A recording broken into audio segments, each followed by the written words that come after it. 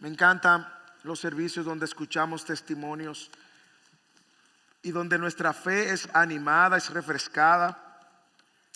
También donde nuestros corazones son avivados. No sé si a usted como a mí, ambos testimonios me edificaron bastante. Tienen en común ambos testimonios la intervención de un Dios que da vida a los muertos. El testimonio de la hermana Lorena, como desde los 12 años Dios orquesta una enfermedad para mostrarles su condición, no solamente física, sino también espiritual. Me encanta escuchar el testimonio de Milka también, porque muchas veces crecemos en la iglesia y podemos pensar, como en el caso de nuestros hijos, que crecer en la iglesia es una garantía de tu salvación. No. Usted escuchó cómo ella crece en la iglesia, tiene sus dudas en la iglesia, pero es ahí donde Dios la encuentra y la salva, recordándole su condición. Cómo ella responde en obediencia. Hermanos, que ambos testimonios nos recuerden de este Dios salvador. Nosotros continuamos en la serie del libro de los Hechos y hemos venido desde el capítulo 1. Ya vamos por el capítulo 11, hoy terminamos el capítulo 11, donde vemos cómo justamente la iglesia sigue viva. En capítulos anteriores vimos cómo primero la iglesia inicia en Jerusalén, en Judea, Hechos capítulo 2, y luego cómo el mensaje empieza a expandirse. La semana pasada vimos cómo Dios llama a Pedro y lo envía a Pedro a ir a predicar a Cesarea, una ciudad que no era muy agradable de ir, porque era una ciudad bajo el imperio romano, gobernada por Roma. Y no solamente gobernada por Roma, sino que era reconocida por ser una ciudad pagana de muchos dioses, donde cada quien creía ser su propio Dios, o donde cada quien tenía su propio Dios. Y para los judíos eran totalmente impuros. Y como Dios usa este acontecimiento, salva a Cornelio, quien era un oficial romano que dirigía una corte llamada la italiana, y quien luego posteriormente, por medio de la proclamación del evangelio, vienen a Cristo, él y toda su familia. Y hoy nos encontramos en otro lugar un poco más lejos de Jerusalén, donde vemos que la iglesia sigue floreciendo y ahora se sigue expandiendo. Yo no sé si usted lo ha pensado en algún momento, pero cómo Dios escoge este pequeñito rincón de Mesopotamia para iniciar un movimiento vivo. De hecho, en el año 175, un conocido filósofo pagano llamado Celso, él decía con desprecio, refiriéndose a esta región: si Dios despertara de un largo sueño y quisiera salvar a todos los seres humanos, ustedes piensan, dice Celso, que él iría a una esquina pequeña del mundo, así como con desprecio. Y es que desde hacía varios siglos, tanto filósofos intelectuales como griegos y romanos consideraban a la recién denominada tierra de Palestina como un territorio insignificante, lleno de gente insignificante. Sin embargo, la opinión de Celso, al igual que muchos filósofos de la época, no podía estar más equivocada, porque Dios inicia este movimiento, sí, con gente insignificante, gente ordinaria como usted y como yo. Sin embargo, estratégicamente este lugar jugaba un rol importante, porque según algunos hoy, increíblemente, este rinconcito representa el centro del mundo, y de aquí es donde empieza a expandirse el evangelio. Aquí es donde Dios instaura la iglesia, y cómo la iglesia comienza a expandirse desde ahí, luego a toda Europa, a ir a naciones y potencias mayores, con grandes corrientes de pensadores y filósofos como Platón, Aristóteles. Y este grupito de personas insignificantes, ordinarias, iniciaron bajo la dirección y el mandato de Dios una iglesia viva. Una iglesia que iba a seguir multiplicándose, reproduciéndose. Una iglesia viva. Y ese es el punto del libro de los Hechos. Vemos una iglesia viva expandiéndose, inflándose, multiplicándose, al punto de que hoy usted y yo en el 2024 nos encontramos aquí adorando al mismo Dios, creyendo en el mismo Cristo, creyendo en el mismo Evangelio y proclamando estas verdades. Ese es el título del sermón hoy. Marcas de una iglesia viva. Marcas de una iglesia viva. Nosotros leímos el texto, la hermana Marcela leyó el texto para nosotros.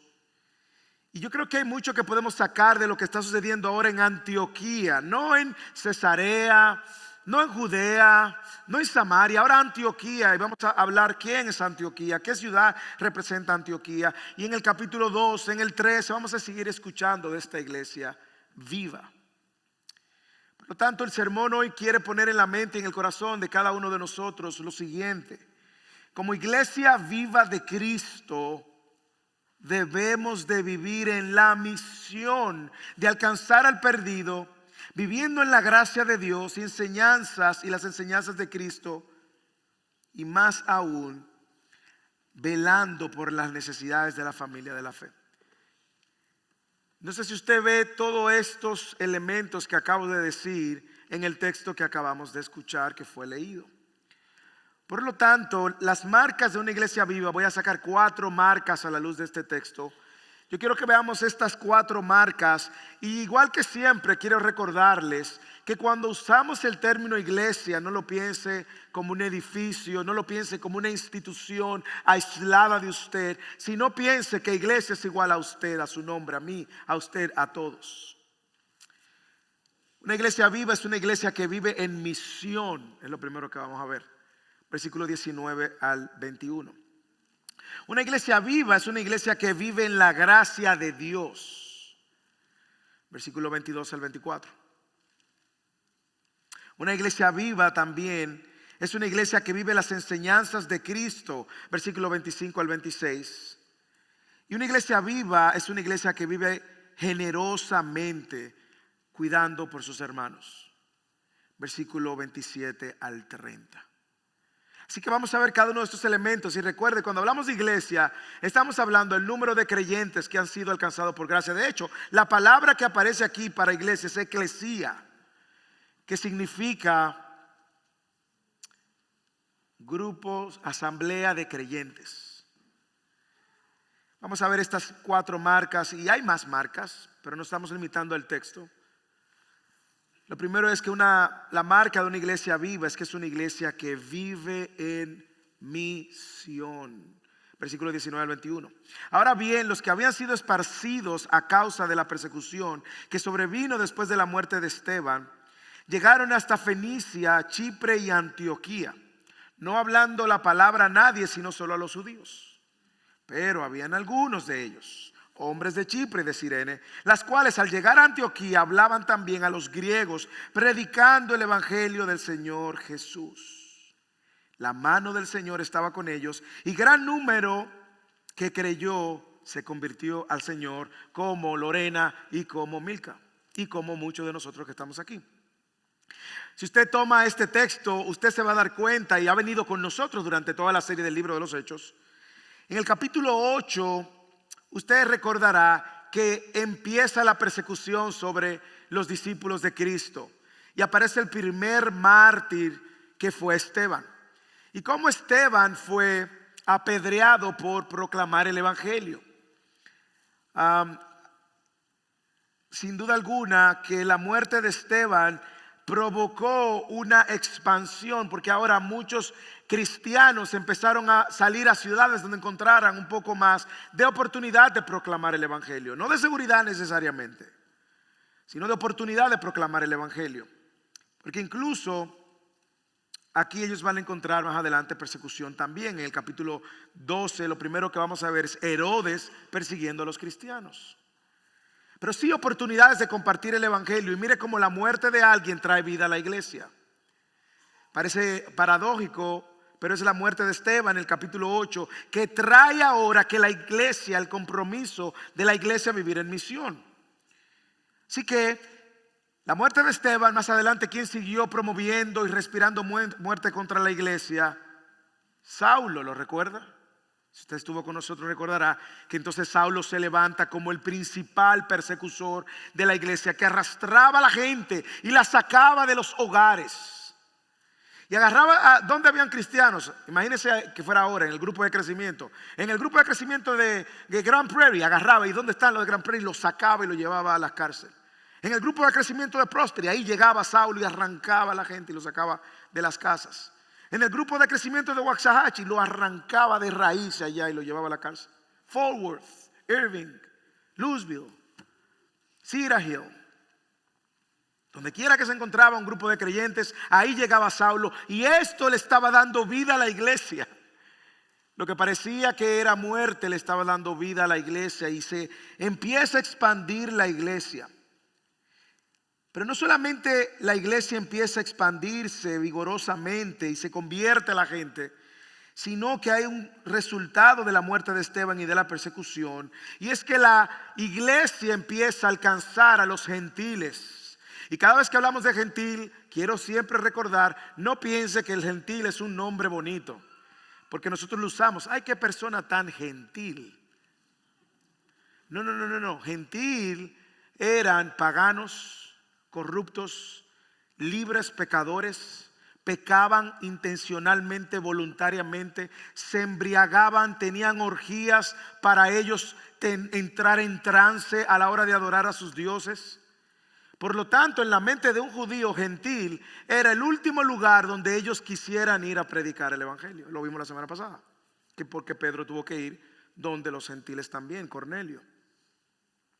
Pero aquí nosotros vemos que Dios está trayendo el evangelio a Antioquía y la gente de Antioquía, de hecho, Antioquía, dicen algunos, era la tercera ciudad más grande del mundo greco-romano. Solamente Roma y Alejandría eran las únicas dos ciudades de mayor reputación y peso. Por ejemplo, como si dijéramos Los Ángeles, Nueva York y Chicago. Algo así. Y Dallas. Antioquía le llamaban la reina del oriente, era una ciudad comercial, cosmopolita, era un centro comercial y ahí estaban llegando los cristianos, algunos judíos con el evangelio de Cristo. Y a pesar de que esta ciudad también era una ciudad que había decidido vivir en rebelión contra Dios, no había escuchado el evangelio, las buenas noticias de Cristo. Era una ciudad con una gran inmoralidad, con prostitución, con rituales como parte, decía, de la adoración del templo. Estaba destinada a convertirse esta iglesia, que parecía ser el último lugar donde uno mandaría a un cristiano. Parece Dios en su soberana y en el sentido de humor que tiene Dios, convertirse en la ciudad que iba a ser el centro de operaciones de los viajes misioneros del apóstol Pablo. Increíble. ¿Qué perspectiva tiene Dios del pecado y del pecador? Así que, de hecho, para que ustedes tengan una idea, había un satírico escritor romano llamado Juvenal que dijo que Antioquía era tan corrupta que estaba afectando a la ciudad de Roma, que estaba a 1300 millas de distancia. Ok, déjame poner otra vez esto en contexto, las palabras de Juvenal. Juvenal está diciendo, en el contexto histórico, era la tercera ciudad más grande, Antioquía. Roma, donde estaban todos los pensadores, filósofos, las riquezas. Alejandría y Antioquía. Y Juvenal dijo, Antioquía es tan corrupta que está afectando a Roma. O sea, ¿cómo algo malo puede afectar algo que también es malo? Para que tengan una idea de qué ciudad estamos hablando. Sin embargo, estaba a 300 millas al norte de Jerusalén, de lo que hoy conocemos el sureste de Turquía. Y esta ciudad sirvió como encrucijada, clave, estratégica, porque muchas carreteras empezaron a construirse del norte al sur, al este. Los griegos, los romanos, los sirios, los fenicios, los árabes, los egipcios, los africanos, los indios, asiáticos, judíos, poblaron Antioquía, lo que la hizo diversa también. Religiosamente, ya saben, pagana, pluralista, es decir, creía en varios dioses. Algunos otros también le llamaban las moradas de los dioses. Se adoraba a Zeus. ¿Usted quería saber dónde adoraban a Zeus? A Antioquía. ¿Usted quería saber dónde adoraban a Apolos? En Antioquía. A Poseidón, a Antioquía. Así que era bien pluralista. no teísta. Yo le pregunto, si esa es la ciudad que tenemos por delante, dígame si no solamente Dios va a mandar a gente a ir a esa ciudad. Porque humanamente lo que vamos a decir, bueno, ahí yo no quiero ir. Ahí yo no voy a levantar a mis hijos, no voy a criar a mis hijos ahí. ¿Dónde que vamos a ir? Vamos a ir completamente en oposición directa. Pero Dios tenía un plan. Porque por la persecución empiezan a llegar algunos cristianos a este lugar. Y Lucas nos está mostrando cómo la iglesia de Antioquía ahora va a jugar un rol estratégico, como dije, para las misiones, porque de aquí se iba a mandar más gente. Sin embargo, esta iglesia estaba viviendo en misión. Y observe incluso en el texto dos grupos de personas que encontramos. Mire, dos grupos de personas, que probablemente dentro de esos grupos de personas nos encontramos nosotros. Aquí hay un grupo de personas, si usted lo nota, que se quedan en su zona de confort y comparten el evangelio con los esparcidos, pero que son judíos. Léalo en el versículo 19. Ahora bien, los que habían sido esparcidos a causa de la persecución que sobrevino después de la muerte de Esteban, llegaron hasta Fenicia, Chipre y Antioquía. Y dice aquí, no le hablaban la palabra a nadie, sino solo a los judíos. Estos estaban en su zona de confort. Este es judío, vamos a hablarle a él, porque tengan escuchado por lo menos de Yahweh, Jehová. Pero había otros que no, que estaban viviendo en misión y que habían entendido que el evangelio y la salvación no era solamente para los judíos. Léalo ahí, mire un pero que aparece aquí en el versículo 20. Este es el segundo grupo. Sale de su zona de confort y está dispuesto a ir a predicar el evangelio más allá de su grupo de personas. Léalo en el versículo 20. Pero había algunos de ellos. ¿Quiénes serán algunos de ellos? Anónimos. Lucas lo deja anónimos. Pero me imagino que había alguno de ellos. Usted ponga el nombre suyo si usted se identifica con alguno de ellos. Y ponga el nombre suyo si usted se identifica con el primer grupo. Que no hablaban la palabra si no fuera alguien que no lo fuera a rechazar.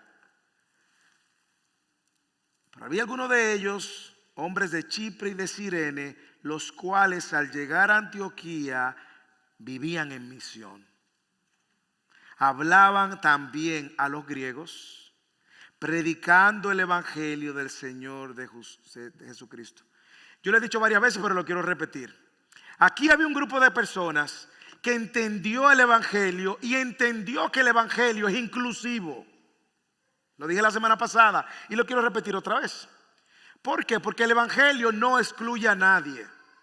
Estos entendieron su misión. La misión es alcanzar el perdido. ¿Dónde están los perdidos? Bueno, mira Roma. Roma en toda su prostitución, había mucha, de hecho hay una serie de Roma que no se puede ver porque habla de cuánta homosexualidad, pedofilia y todo lo demás.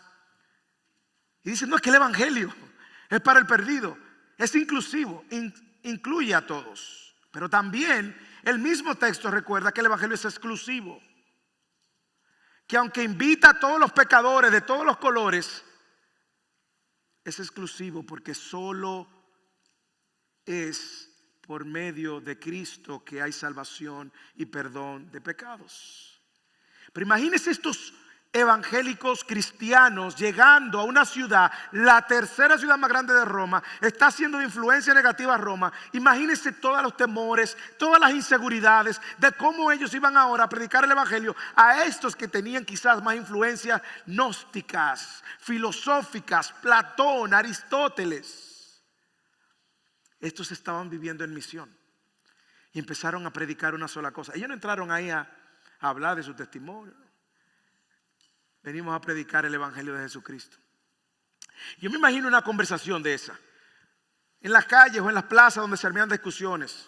Me imagino estos que se tiran la sábana, se levantan en la mañana, toman la sábana y se la tiran aquí de lado y ya esa es su ropa y salen a la calle. ¿Usted no lo ha visto en el outfit de los romanos? Como que estaban durmiendo, buenos días, y agarran la sábana y se la ponen aquí y empiezan a caminar por las ciudades. Imagínense una discusión como esta, que vamos a ver una de esas más adelante con Pablo. Y esta gente corriente, ordinaria, como usted y como yo. Y estos hablando de que Platón entendía que si había un mejor mundo, un mundo no había manera de que el hombre pudiera conocer a ese Dios, porque ese Dios no se va a revelar a pecadores como ellos. Y ahora imagínate esto ordinario, usted como yo ahí, de verdad. Pero déjame decirte, nosotros creemos en un Dios, un solo Dios verdadero. Ese Dios en 3 personas se encarna en la persona de la segunda de ellas, en Cristo. ¿Cómo Dios? Pero imposible. Sí, se hizo carne, anduvo en medio de nosotros y nosotros lo vimos. Y déjame decirte algo. La buena noticia es esta. Él murió, sí murió. Pero no se quedó muerto, resucitó. ¿Cómo resucitó? Sí, resucitó. ¿Por qué murió? ¿Por qué resucitó?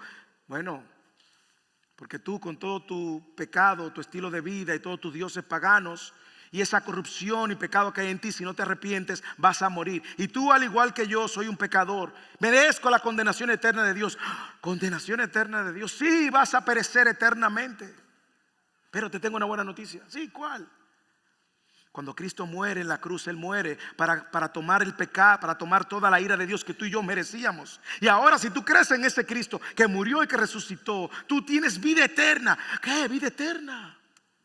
Y ahora puedes conocerlo personalmente y tener una relación personal. No, pero Platón nos enseñó que no hay manera de conocer personalmente a Dios. Sí, ese Dios se conoce por medio de Cristo, su obra en la cruz, y ahora nos invita a una relación personal con Él.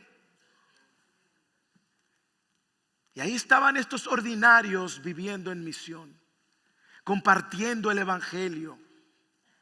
Este evangelio que iba a traer salvación. ¿Y cuál es el resultado? Hermanos, el resultado lo vimos incluso la semana pasada y ahora lo vemos otra vez. La mano del Señor estaba con ellos y gran número creyó y se convirtió al Señor. Usted sabe por qué me emociona esa línea. Hermanos, porque ninguno de ellos merecía ser salvo. Ellos tenían razones suficientes para irse al infierno de cabeza, como la tenemos usted y yo. Y como lo he dicho en otros sermones en la misma serie del libro de los Hechos, si Dios nos hubiese mandado a todos nosotros al infierno, eso hubiese sido lo justo. Porque todos nosotros pecamos contra un Dios santo. Pero Dios, en su amor y misericordia, envía al único justo y descarga sobre su Hijo toda la ira de Dios para que ahora usted y yo seamos declarados justos. Usted ve la mano de Dios. No hay manera de que estos hubiesen venido a Cristo si no hay una intervención de Dios mismo. La mano de Dios estaba con ellos. Y es evidente que la mano de Dios siempre va a estar donde está a hacer su voluntad. ¿Usted quiere que la mano de Dios lo acompañe? Haga la voluntad de Dios. Pero la voluntad de Dios no es la que usted quiere. Aquí hay 2 acciones increíbles. Creyeron y se volvieron al Señor. Gran número que creyó y se convirtió. Por lo tanto, no puedo dejar pasar esta oportunidad para aquellos que nos visitan. Ustedes escucharon el testimonio de Milka y de Lorena. ¿Usted cree en ese Jesús que ellas profesaron? ¿Usted cree que solamente Jesús es el único capaz de perdonar tus pecados sin importar el color, la profundidad de tu pecado? ¿Usted cree que Jesús murió en la cruz por eso? ¿Usted cree que solamente por medio de Jesús usted puede tener salvación y perdón de sus pecados eternamente? ¿Usted lo cree? ¿Usted cree que es el Señor y que volverá, que resucitó y volverá por su iglesia? ¿Usted lo cree? Este creer no es un creer meramente intelectual que coloca a Jesús en la historia como muchos creíamos y creemos. Ah, sí, Jesús, el hombre de la historia, un gran líder espiritual, un profeta más. No. Si usted cree que Él es quien Él es, usted debe de responder como Él espera y llama a todos a responder. Arrepentimiento y seguirle. Si alguno quiere ser mi discípulo, niéguese a sí mismo, tome su cruz cada día y sígame. Yo creo que podemos aprender algunas cosas de aquí. Primero, Dios insiste en animarnos como iglesia a compartir el evangelio saliendo de nuestra zona de confort. Hermanos, yo no he visto en la Biblia la iglesia, nunca la he visto cómoda. Y la única vez que la iglesia tuvo cómoda, Dios le mandó persecución. Dios va a ver nosotros tenemos que ver que el llamado del cristiano es a negarnos a nosotros mismos y compartir el evangelio fuera de nuestra zona de confort. Imagínense lo intimidante que debió ser eso para muchos que estaban llegando y conociendo la ciudad. Así que yo creo que hay un llamado para usted, para mí, para la iglesia, es que debemos de vivir en misión. Y esa misión, hermanos, empieza en lo pequeño, en lo fiel, en tu casa, en tu hogar, padre, a los hijos, esposos, a sus esposas. Esa misión empieza en la casa. Y es interesante que ayer en el grupo de hombres, en la reunión de hombres, hablábamos del discipulado a los hijos. Era el capítulo que tocaba. Y cómo el autor decía que nosotros podemos tener estructuras espirituales, pero eso no es discipulado de los hijos. La estructura espiritual es: te llevo a la iglesia, te dejo en la clase de niños, te dejo en la clase de jóvenes, te mando a los retiros. Esas son estructuras espirituales. Padre, eso no es discipulado a los hijos. El discipulado a los hijos es enseñarle el evangelio, sentarse ahí, en lo incómodo, en lo messy, en lo así difícil a veces de la dinámica del hogar. Es sentarse intencionalmente y buscar las oportunidades donde les recordemos a nuestros hijos que igual que nosotros necesitamos un Salvador, que igual que nosotros ellos son pecadores y que igual que nosotros necesitan una gracia que no merecemos y que Cristo es la única provisión. Así que nosotros podemos empezar a vivir en misión en nuestro hogar, en nuestras conversaciones, en el trabajo, en la escuela, en la universidad, sobre todo en la universidad. Tanta presión que hay en la universidad. Vivamos en misión. El mensaje no es popular, el mensaje no es cómodo, pero es el mensaje de vida. Una iglesia viva es una iglesia que vive en misión. Segundo, es una iglesia que vive en la gracia de Dios. Mire lo que sucede ahora, versículo 22 al 24. La noticia de esto llegó a oídos de la iglesia de Jerusalén. Enviaron a Bernabé. ¿A dónde lo enviaron? A Antioquía. El cual, cuando vino y vio la gracia de Dios, él se regocijó y animaba a todos para que con corazón firmes permanecieran fieles en el Señor, porque era un hombre bueno y lleno del Espíritu Santo y de fe. Y una gran multitud, otra vez, creyeron muchos, se convirtieron al Señor. Esta iglesia sigue creciendo y una gran multitud fue agregada al Señor. Esta iglesia está viva, esta iglesia está vibrante. Y la noticia de lo que está pasando con esta iglesia llega a Jerusalén. Recuerde que Jerusalén venía a ser en ese momento como el centro de operaciones. Aquí era donde estaban los apóstoles. Recuerde lo que pasó con Felipe, como vimos en las semanas anteriores. Cuando Felipe va a Samaria, que era un territorio como de enemigos, que tenían su propia versión del templo y estaban ahí en territorio de Israel. Cuando llega a Samaria, ¿a quién mandaron? Mandaron a Pedro y a Juan a confirmar que efectivamente Dios estaba moviéndose en Samaria. Y ahora llega la noticia y necesitan confirmar que esto también es de Dios. Imagínense, era necesario en ese momento. Y mandan a Bernabé. Bernabé va hasta Antioquía, que está como 300 millas al norte. Y a mí me encanta porque 300 millas viene siendo como de aquí a Houston, más o menos. A mí me encanta porque yo me preguntaba, ¿por qué escogen a Bernabé? ¿Por qué no fue un apóstol? Señores, porque la gente cuando está viendo la necesidad de lo que está sucediendo tiene que también tener un entendimiento de la cultura a la cual le va a servir.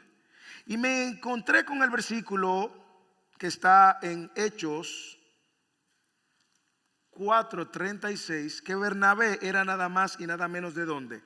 De Chipre. Así que los apóstoles entienden, hay una realidad cultural que probablemente tú vas a conocer más, porque los hombres que llegaron a Chipre, Antioquía, tú vienes de ahí, Bernabé. Tú vienes de ahí. Hay que tener un entendimiento incluso de la cultura para también ser efectivo en la cultura. Y eso es lo que está sucediendo. Algunos de ellos, hombres de Chipre y de Cirene, los cuales al llegar a Antioquía, es decir, Bernabé se iba a encontrar con personas que tenían como la misma costumbre, hablaban el mismo lenguaje. Y eso es importante de una manera u otra para afirmar y confirmar lo que está sucediendo. Así que enviaron a alguien que fuera culturalmente sensible a las necesidades que él iba a encontrar. Pero también la Biblia, no solamente Bernabé fue escogido por su alineación cultural, sino también era porque él era un hombre generoso y considerado por los demás. Él sabía que iba a haber necesidades. Capítulo 4, del versículo 37 dice que Bernabé poseía un campo y lo vendió y trajo el dinero y lo depositó a los pies de los apóstoles. Bernabé era una persona confiable también, porque esto es importante. Usted va a ver el final. Era un hombre que tenía sensibilidad por las necesidades. Y también Lucas aquí nos introduce algunas características de Bernabé. En el capítulo que estamos leyendo, versículo 24, dice que era un hombre bueno y lleno del Espíritu Santo y de fe. Era un hombre lleno de gracia. Así que tenemos a un hombre lleno del Espíritu enviado a Antioquía para confirmar lo que está sucediendo en esta iglesia que está viviendo en misión y que se encuentra en una ciudad tan importante en Roma donde hay mucha corrupción y pecado. ¿Y qué es lo que ve Bernabé cuando llega a la iglesia? Lo primero que Bernabé ve es que esta iglesia vive en la gracia de Dios. Es una iglesia ya. Mírenlo el versículo 22. La noticia llegó a los oídos. ¿Y qué dice más adelante? De la eclesía de Jerusalén. Y enviaron a Bernabé a Antioquía, el cual cuando vino vio la gracia de Dios. ¿Cómo se ve la gracia de Dios? ¿Cómo luce la gracia de Dios en medio de la gente? ¿Usted se ha preguntado eso? Bueno, yo creo que tiene que ser una iglesia que está floreciendo, una iglesia que está comprometida con la causa de Cristo, pero una iglesia que está viviendo en la gracia, donde cada uno de sus miembros está viviendo en la gracia. Es una iglesia viva, viviendo en la gracia de Dios, ha entendido el evangelio que lo salvó. No está ahí viendo las razones para criticar o murmurar. No, gracia. Era notorio. Bernabé lo pudo ver. Ahí no había señales, ese no era el nombre de la iglesia. No era la iglesia, que no tengo problema con una iglesia que se llama Iglesia de la Gracia, No me vaya a levantar enemigos en contra. Pero ellos no lo estaban anunciando con sus letreros. Esta es la Iglesia de la Gracia, aquí se vive gracia. No. Bernabé lo vio en medio del pueblo. Bernabé vio la gracia de Dios sobre ellos. Una iglesia que vive en la gracia es una iglesia que al vivir la vida de fe va a producir gozo y estímulo como lo produjo en Bernabé. Léalo. Él se regocijó, versículo 23, y animaba a todos para que con corazón firme permanecieran fieles al llamado del Señor. A mí me encanta, ¿por qué? Porque lo que Bernabé ve es un testimonio para su vida y su propia vida espiritual que produce en él gozo. Y ese gozo también produce en él un deseo de estimularlos a ellos y animarlos. Sigan firmes, mis hermanos. Esta ciudad no es fácil.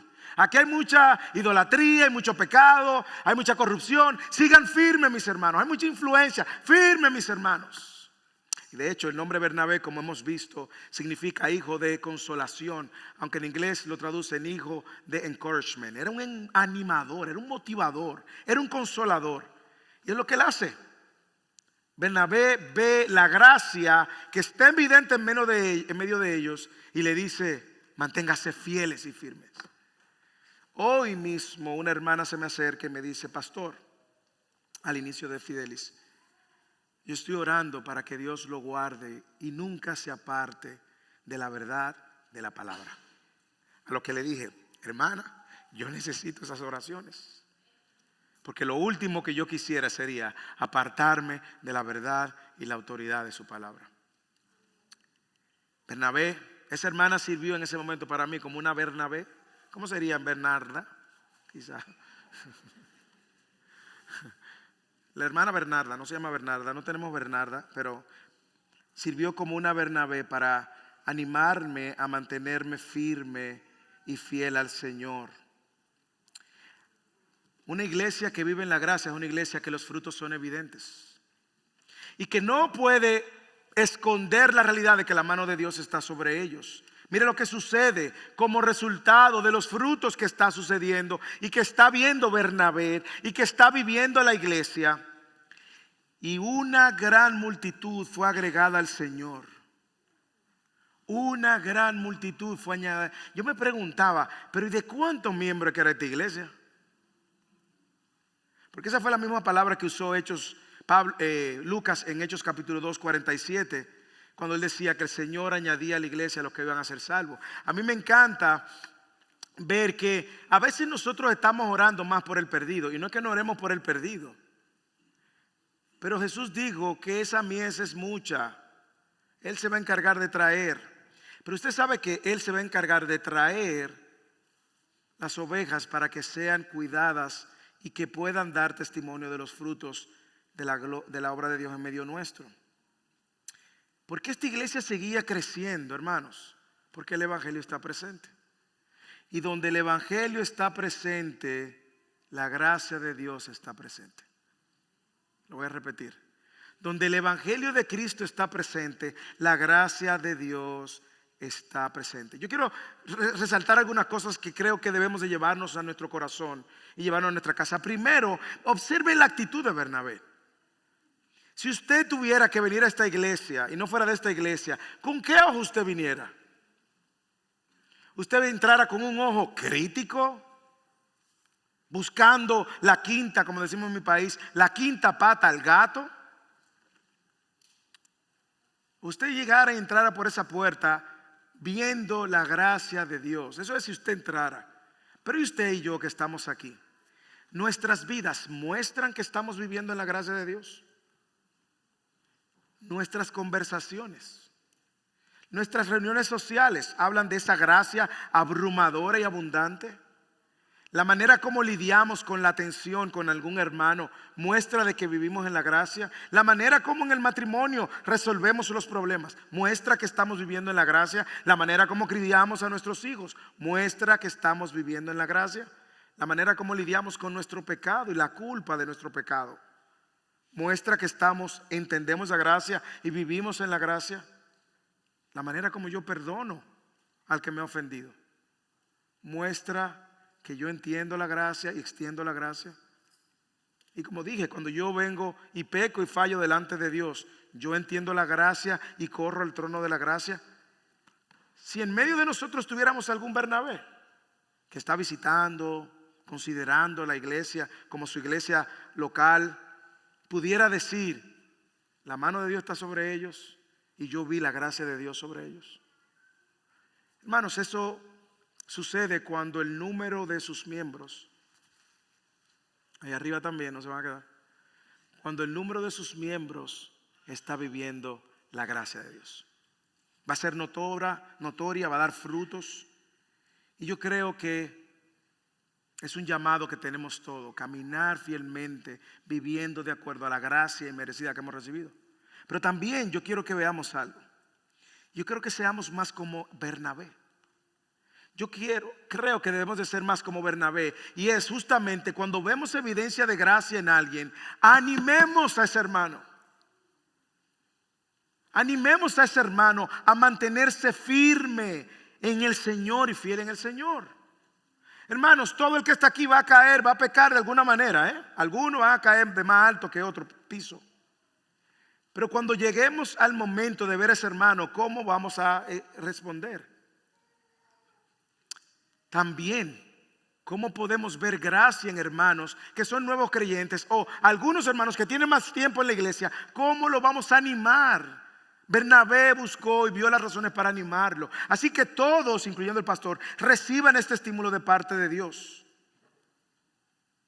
Mantengámonos con corazones firmes, permanezcamos fieles al Señor. Todos, y Milka hablaba de su testimonio, en algún momento vamos a sentir que nuestro piso se está moviendo. En algún momento podemos sentir, ¿vale la pena seguir creyendo en Cristo? Y yo no sé si usted escuchó la última parte del testimonio de Milka. Ella dijo,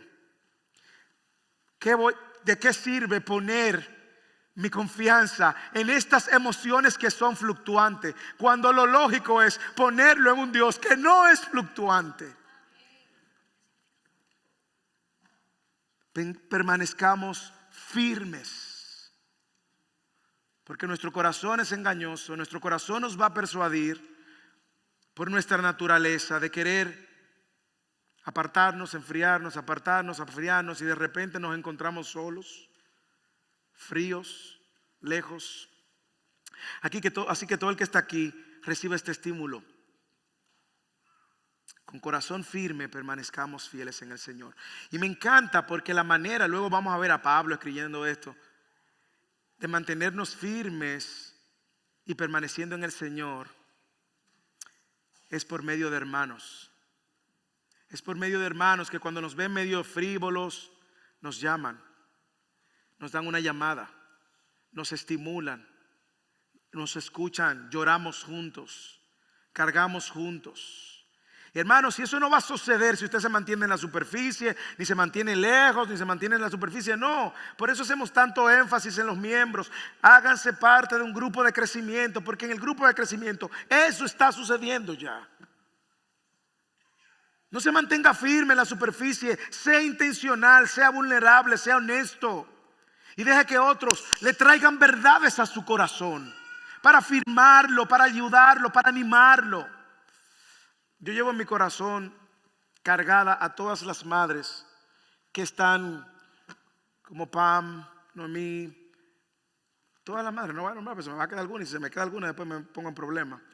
Pero ya saben quiénes son, que tienen hijos pequeños. Joana, y así hizo Abigail, Abby, Isaac y Gabriela. Si me va a quedar alguna, pero todas, ya saben. Porque no hay una temporada en la vida, yo se lo decía desde antes y se lo digo diciendo, donde más nuestra fe se ve desanimada. ¿Por qué? Ya no tienes el tiempo de estar en tu tiempo devocional con el Señor como tú quisieras. Tienes un desmonte hormonal que está desafiando tus emociones y tu estado de ánimo. Un roller coaster. Tienes también físicamente estás cansada porque no puedes dormir.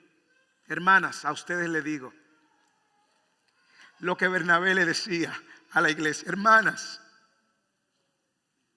firmes, con corazón, firmes, permanezcan fieles en el Señor. Permanezcan fieles en el Señor. Aquellos que su piso se le está removiendo porque Dios se lo está removiendo. Firmes, permanezcan firmes en el Señor. Aquellos que están en medio de un cambio, cambios en su vida, permanezcan firmes en el Señor. Porque nuestras emociones van a fluctuar. Nuestro corazón va a fluctuar. Un día vamos a sentir que queremos a Dios y otro día vamos a sentir que no queremos a Dios. Pero déjeme decirle, Dios no va a fluctuar. El amor de Dios no va a cambiar. El cuidado de Dios no se va a mover. Él no se va a alejar. Así que firmes, viviendo en la gracia del Señor. Tercero, una iglesia viva es una iglesia que vive la palabra de Cristo. Vive en la palabra y vive la palabra. Vive en la palabra y vive la palabra de Cristo. Versículo 25 al 26. Bernabé salió rumbo a Tarso para buscar a Saulo. Me encanta Bernabé. Bernabé, cuando llegue al cielo quisiera conocerte. No creo que Bernabé me esté escuchando, pero Bernabé salió rumbo a Tarso para buscar a Saulo. Y cuando lo encontró, lo trajo a Antioquía. Y se reunieron con la iglesia por todo un año. ¿Y qué hacían? Enseñaban a las multitudes. Era mucho lo que se habían convertido al Señor. Y a los discípulos se les llamó cristianos por primera vez en Antioquía. Como hemos visto en los capítulos anteriores, ¿cómo le llamaban antes a los cristianos?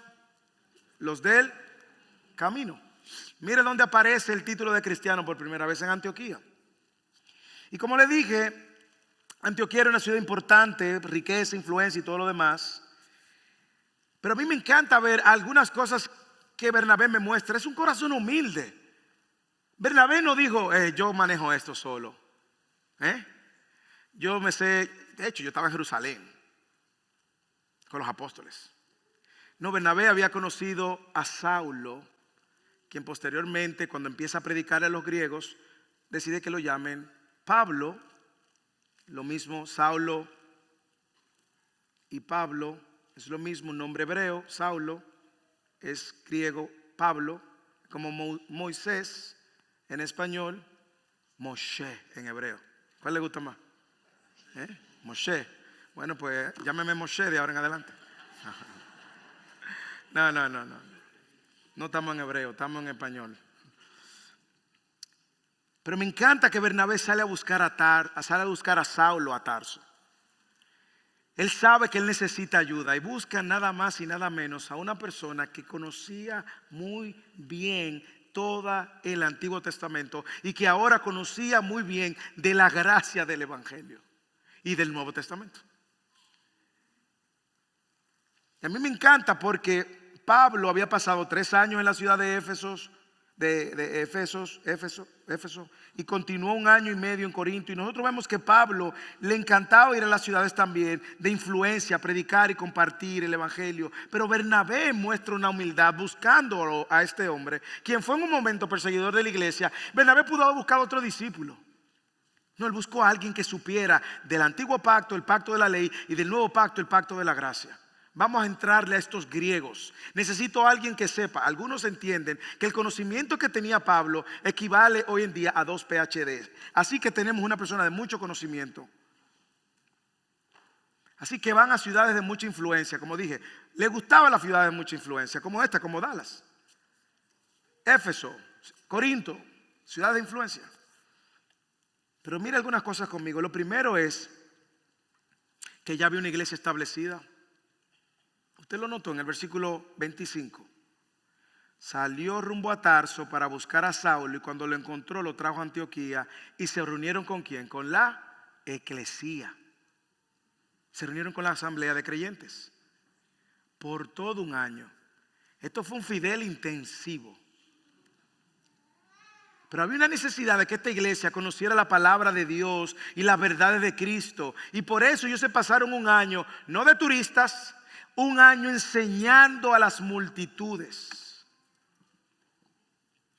Probablemente Bernabé piensa en Saulo de Tarso, porque Saulo conocía un poco de las necesidades culturales de Antioquía. Tarso estaba aproximadamente a 160 kilómetros hacia el norte, como de aquí a Waco. Nosotros fuimos a Waco este fin de semana. Así que él hace equipo con Saulo y se propone en discipular a estos. Pero no solamente había una iglesia, sino que era una iglesia que vivía en la enseñanza de Cristo. Eso era lo que estaban haciendo. Y más aún, no solamente vivían la enseñanza de Cristo, ellos vivían las enseñanzas de Cristo. Usted puede ver la diferencia. Los discípulos de Jesús fueron llamados cristianos por primera vez. Déjeme decirle algo para que usted vea cómo nace el nombre. Antioquía era una ciudad burlona. En medio de todas las cosas malas que hacían, se burlaban de la gente, le ponían apodos burlones. Así que ellos, si eran de César, le llamaban cesareos. Si eran herodianos, herodianos. Si era de Pompeya, pompeyanos. Si eran de todo lo que terminaba, le ponían ayos, llanos, ayos. Pertenecían al partido de. Así que los cristianos eran los del partido de Cristo. Y lo hacen de manera despectiva. No lo hacen de manera necesariamente buena. Y ellos son llamados cristianos por una razón.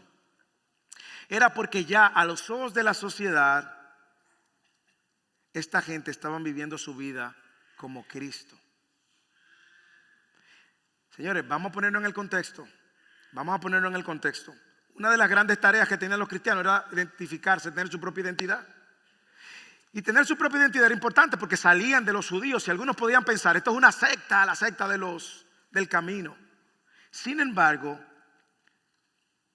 como el cristianismo surge dentro del seno del judaísmo, había la posibilidad de que para muchos creyeran que esto era una secta, como acabo de decir, y consecuentemente iban a ser rechazados por la sociedad. Sin embargo, ellos no solamente eran diferentes a los judaísmos, sino también que ellos eran diferentes a todas las religiones que habían, paganas, romanas, egipcias, toda religión y toda creencia. Por lo tanto, Ellos le llaman cristianos porque fueron imitadores de Cristo en su mensaje, en su conducta y en sus decisiones. Y por eso la gente lo vio y decían: estos son pequeños Cristos, estos son cristianos.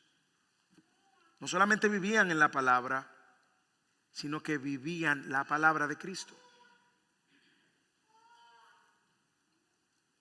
De hecho, más adelante aparece esta palabra por segunda vez en el libro de los Hechos, cuando Agripa II le dijo a Pablo: por poco me persuades de que yo sea uno de los cristianos.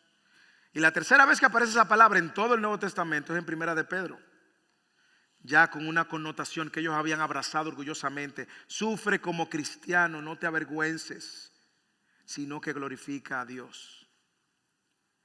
Así que este era un grupo distinto, había encontrado su propia identidad, pero la razón era porque estaban viviendo la palabra de Cristo. Y yo sé que hay mucho que pudiéramos sacar, no tengo tanto tiempo para avanzar. Sin embargo, yo me pregunto lo siguiente: nosotros vivimos en una cultura donde cualquiera se llama cristiano, ¿sí o no? Donde ahora cada quien quiere tener su propia versión de Cristo. De hecho, los que están aquí desde el principio, que nosotros hacíamos mucha actividad evangelística los sábados, íbamos puerta por puerta aquí en toda el área. Cuando íbamos, tocábamos la puerta. Sí, mire, nosotros somos. Había gente que decía: sí, yo soy cristiano. Ay, qué bueno. ¿Y a qué iglesia usted va? No, yo no voy a ninguna iglesia. Pero eso es recién. No, yo no necesito la iglesia. Ok. Sí, yo soy cristiano, de verdad, sí. Pero no como los cristianos de la Biblia. Ah, sí, ¿y cómo cuál? No, yo creo que Cristo fue Y empieza a darte una definición de Cristo. Y usted va a encontrar personas en nuestra sociedad que tienen su propia versión de Cristo. Y consecuentemente tiene su propia versión del cristianismo. Hermano, no hay versiones del cristianismo, nada más hay una sola versión del cristianismo. Y la única versión del cristianismo es aquella que nos invita a vivir como Cristo. Iglesia, eclesía. Si alguien tuviera que evaluar su vida, sus conductas, sus acciones, su mensaje, pudiera, al igual que Antioquía, la gente de Antioquía, llamarlo usted cristiano. O más aún, el cristianismo, yo creo que está llegando a una época donde va a ser rechazado por la sociedad. Yo creo que mucho lo vemos. Usted decir que es cristiano, ¿se siente orgullosamente identificado con eso? ¿Usted quiere tener una versión modificada de manera que no ofenda a la gente? Porque los cristianos ahora mismo, por lo menos los cristianos genuinos, son lo único que mantienen los valores de Cristo y de la palabra de Dios. Y eso es un obstáculo para nuestra sociedad que no quiere vivir de acuerdo a Dios. Quiere darle la espalda a Dios, quiere tener su propia versión de Dios. Y como he dicho anteriormente, quieren una religión sin Dios, quieren a Dios sin Cristo, quieren salvación sin Cristo. La iglesia de Antioquía, en medio de una ciudad bien pagana, fueron identificados como cristianos porque estaban viviendo como Cristo. Ahora yo quiero que usted lleve eso al plano individual primero. Cuando usted vive como soltero, para los solteros, en tu soltería, ¿estás viviendo como Cristo? Primera pregunta. Segunda pregunta: cuando tú estás solo, cuando nadie te ve, ¿tú estás viviendo como un cristiano o como un pagano? Y usted lo puede llevar capa por capa. En su hogar, Cristo es el Señor. En su matrimonio, Cristo es el Señor. En su familia, Cristo es el Señor. Hermano, yo sé que a veces nosotros nos olvidamos de esto, pero cuando vamos manejando en la calle, Cristo es el Señor. Si alguien tuviera que evaluarnos hoy en el trabajo, pudiera decir que Cristo es el Señor y que somos cristianos. Déjeme decirle, nadie escapa a esa pregunta, ni el pastor, porque usted puede tener pastores que no son cristianos. Usted lo sabe. Usted lo sabe eso. Nosotros vivimos en la palabra de Dios, hermanos, en la palabra de Cristo. Es nuestra prioridad, así como esta iglesia. Pablo y Bernabé enseñaron por un año. Esposos, hombres, ¿estamos trayendo la palabra de Cristo a nuestros hogares o la hemos delegado a las esposas? La palabra de Dios es fundamental para poder conocer a Dios, el Dios de las Escrituras. Solamente hay una manera de conocer al Dios verdadero por medio del Cristo que fue revelado en las Escrituras. Por lo tanto, no hay manera de ser un cristiano conforme a las Escrituras fuera de las Escrituras. Spurgeon decía: lee algunos libros, pero vive en la palabra de Dios. Padres, nosotros anhelamos que ustedes puedan ser padres donde la palabra de Dios es cardinal. Solteros, donde sus vidas y sus decisiones sean filtradas, que la cosmovisión de este mundo sea filtrada, no por la cosmovisión del mundo, sino por la cosmovisión de la palabra de Dios. Sí, vamos a tener cristianos nominales, pero en nuestra oración que First Civil en español sea una iglesia de cristianos que viven en la palabra y viven la palabra de Cristo. Finalmente, una iglesia viva es una iglesia que vive generosamente cuidando a sus hermanos. Mire lo que pasa aquí. Yo sé que usted tiene alguna pregunta con Agabo. Venga Fidelis en las próximas semanas. Pero mire lo que sucede, versículo 27 al 30. Pero aquellos días unos profetas descendieron a Jerusalén, a Antioquía. Y levantándose uno de ellos, llamado Agabo, daba a entender por el Espíritu Santo que ciertamente habría una gran hambre en toda la tierra. Y esto ocurrió durante el reinado del emperador Claudio. Los discípulos, conforme a lo que cada uno tenía, determinaron enviar una ayuda a los hermanos que habitaban en Judea. Y así lo hicieron, mandándola a los ancianos por mano de ¿quién? De Bernabé y de Saulo. Agabo vamos a escuchar más de él en el capítulo 21. Pero aquí aparece Agabo como profeta. Yo sé que algunos estamos medio incluso en Fidelia hablando de los dones espirituales. Le voy a responder eso en Fidelia, así que venga Fidelia en la próxima semana. Pero déjenme decirle un poco del contexto. Los griegos también creían en los oráculos. Y Siria era una ciudad conocida por sus oráculos también. Así que los habitantes de Antioquía probablemente también estaban impresionados con estos hombres que hablaban de parte de Dios a través del Espíritu de Dios. Y él, Agabo, Dios usa a este hombre por el Espíritu Santo, dice que daba a entender algo que iba a suceder. No sabemos cómo fue esta profecía. Es increíblemente diferente a cómo hablaban los profetas en el Antiguo Testamento. En el Antiguo Testamento decían: así dice Dios, así dice Jehová, viene una sequía para Israel. ¿Ok? Aquí vemos una diferencia donde él dice que daba a entender por el Espíritu Santo que ciertamente habría una gran hambre en toda la tierra. No sabemos cómo lució eso. Ahora mismo no vamos a detenernos ahí. Pero lo que queremos es ver es que efectivamente vino hambre. Se dio, cumplió. Y lo que quiero resaltar a la luz del texto y del contexto del texto es cómo la iglesia viva responde. Mire cómo responde una iglesia viva. No se me quede ahora en los profetas, que eso lo vamos a ver en Fidelis. Venga Fidelis. Pero mire cómo la iglesia viva responde. Versículo 29. Los discípulos, llegó el hambre. Ellos estaban un poco más distanciados. Antioquía era una ciudad rica, cosmopolita, comercial.